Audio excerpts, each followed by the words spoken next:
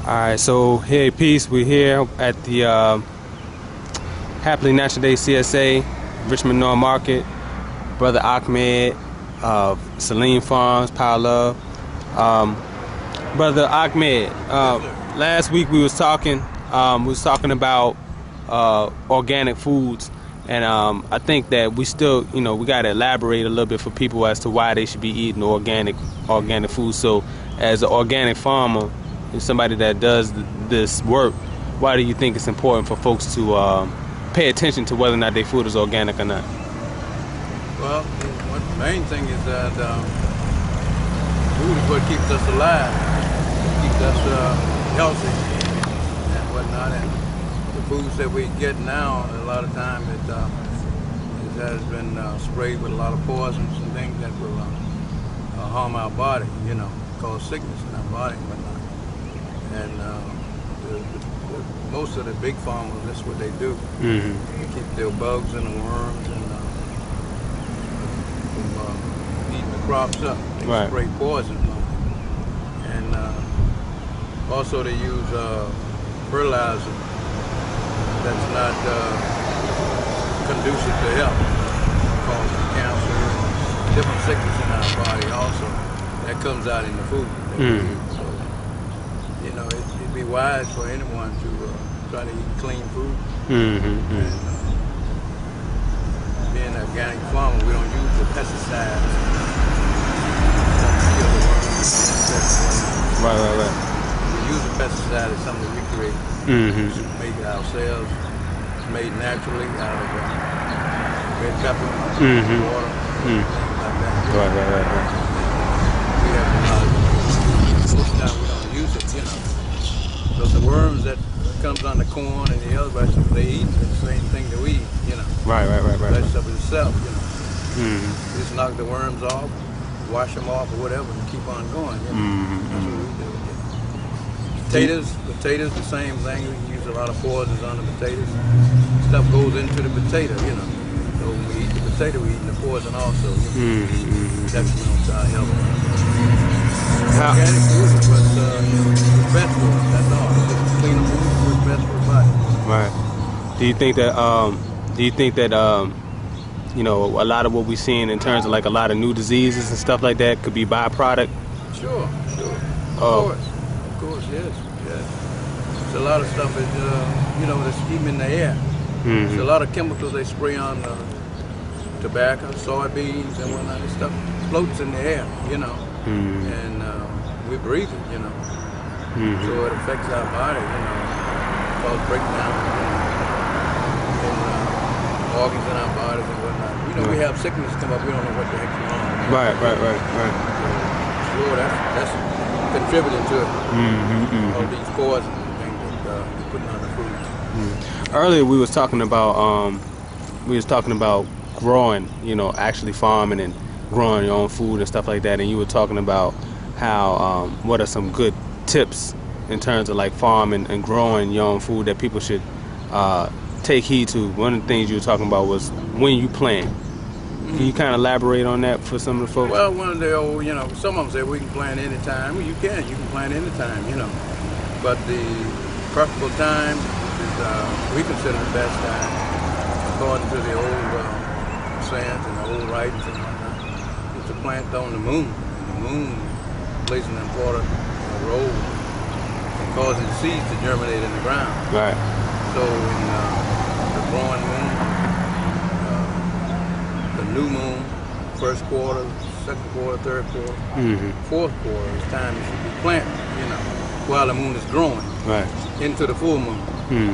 So this pull from the moon on the seeds in the ground can cause the seeds to germinate and come up faster and easier and be more productive, when they mature. Yeah. After the full moon, what we call the wasting moon, you shouldn't plant on those days. Because then the pull is not there, on the seeds. Right. So it's wasting away. When your crops come, it'll be wasted. It wouldn't grow properly, it wouldn't mature properly. Most of the time, things like that. Most of the top plants, ground plants, it doesn't affect them too good. Like root plants, potatoes and whatnot, something that grows on the ground. It doesn't affect them too much, you know, but it's still an effect on them. So the best time to plant is on the growing moon. That's what we do, you know, and we're always successful. Right. God will always bless us. Right. Have a productive crop. Right. Do you think that people who live in urban environments, like cities, you know, and metropolitan areas, do you think that there's options for them as well? Because, you know, a lot of people don't live in rural areas, and a lot of people that's probably watching this probably don't live in a rural area. Do you think that? How do you think it is feasible for people to grow their own food living in those type of environments? Sure it is. When I was away from the farm, when I was in town, I say away from home, you know, I was living in the city. Even out in the suburbs, you know, around my house, where normally flowers would be, I would plant vegetables there. So instead of having blooming flowers, I had blooming vegetables all around my house, you know. And in flower beds, I had vegetables in the flowers. So I had farms right there in the city, you know, suburbs. So we could do the same thing in the cities if we have any land. So a lot of times we're interested in having a beautiful lawn, which is good, you know, having a beautiful green lawn. But if you're hungry, you need to grow some food. Tear that lawn up. Plant you some vegetables right there on your lawn. And you don't have to take the whole lawn. You can just take sections of the lawn. Right. You know, there's one row, a streak here, a streak there, a patch here, a patch there. And you can still grow your own vegetables right in the city. Do you think? Have you heard about the Senate bill they trying to pass to keep people from growing their own food? What are your thoughts on that? Excuse me one minute. That doesn't make any sense at all to me, you know. Okay, go ahead. Hey, this is Linda Kareem. I am the commercial liaison for Community Shared Agriculture, and I greet you with the greetings of peace and health. Remember, this is a green world.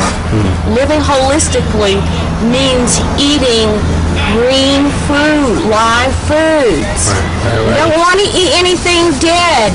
You want something that comes straight from the sun, from the earth, from the water, from the sky.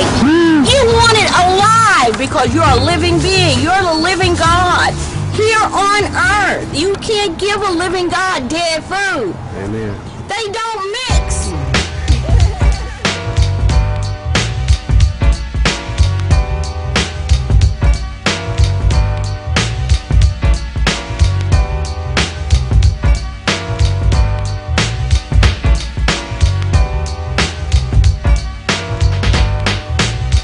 Like the dead end kids, we used to play in the streets, never worrying about grief.